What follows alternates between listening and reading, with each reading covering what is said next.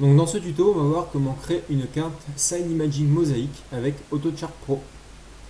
On lance AutoChart Pro, donc on retrouve notre interface de base avec nos carrés qui correspondent à nos enregistrements.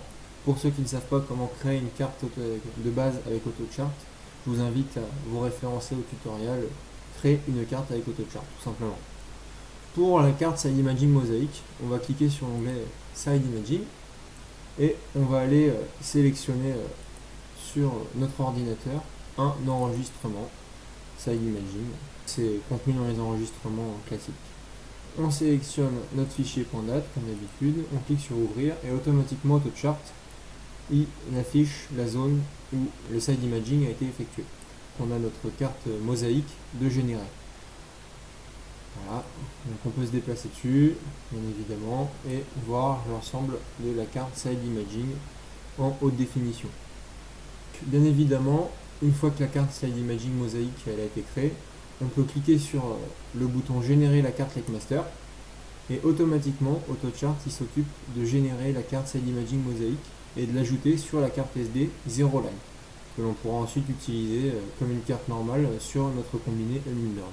Une fois que la carte a été générée, on a un petit message comme quoi la carte a bien été mise à jour et qui nous propose d'utiliser la carte Side Imaging également comme arrière-plan si on souhaite.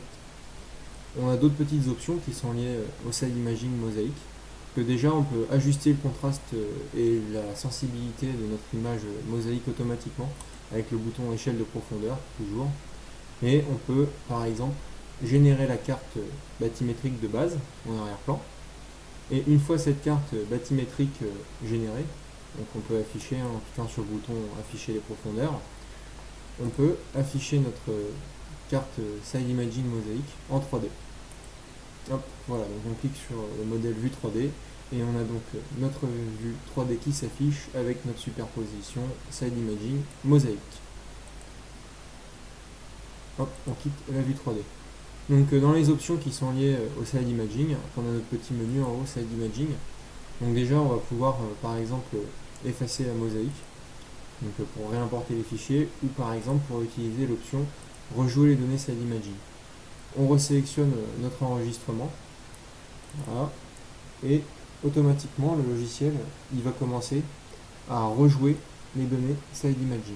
C'est-à-dire que là on a un enregistrement qui a commencé. En bas on voit notre petit curseur qui indique la position du bateau. Et au fur et à mesure, on a donc notre carte Side Imaging Mosaic qui s'affiche.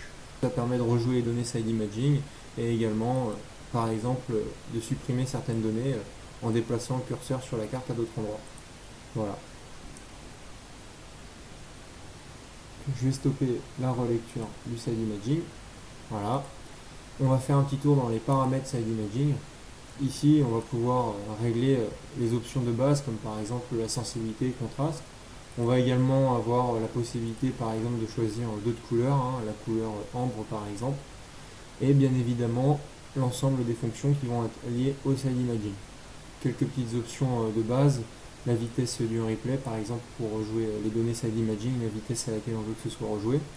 Les modes de dessin, donc les modes de dessin en fait c'est les modes d'affichage des données Side Imaging lorsque celles-ci vont se superposer, c'est-à-dire quand on va rajouter d'autres enregistrements. Donc écraser, le passage le plus récent écrasera l'enregistrement précédent au niveau de l'image. Mélanger, les images vont être mélangées, garder le maximum.